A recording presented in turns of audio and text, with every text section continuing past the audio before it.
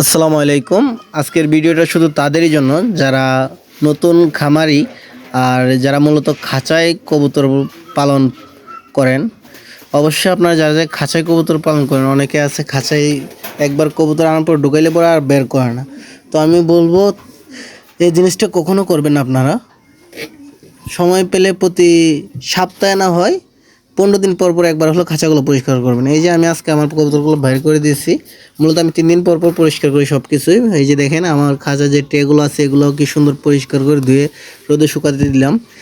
তারপরে হচ্ছে কবুতরের নিচে যে আমরা কাপড়গুলো ব্যবহার করি এগুলো আমি ধুয়ে পরিষ্কার করে শুকাতে দিয়ে, এখানে দেখতে পাচ্ছেন আমার কবুতরগুলো আজকে আমি ছেড়ে দিয়েছি উঠোনের মধ্যে। কি সুন্দর ওরা খেলতেছে, খাবার খাইতেছে।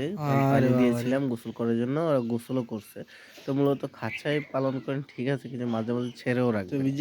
ছেড়ে রাখলে কবুতরগুলা জায়গা পায়, ওই সময় ওরা মিটিং করতে পারে, বুঝছেন। আপনারা অবশ্যই কতগুলো ছেড়ে রাখার চেষ্টা করবেন। যদি ছেড়ে রাখেন তারা মাটি কবুতরগুলো মাটি খায় সবাই জানেন। তো ওই মাটির মধ্যেও একটা প্রোটিন আছে, ওই প্রোটিনটা খাইলে ওদের ডিমের যে এটা ভালো থাকে, বুঝছেন।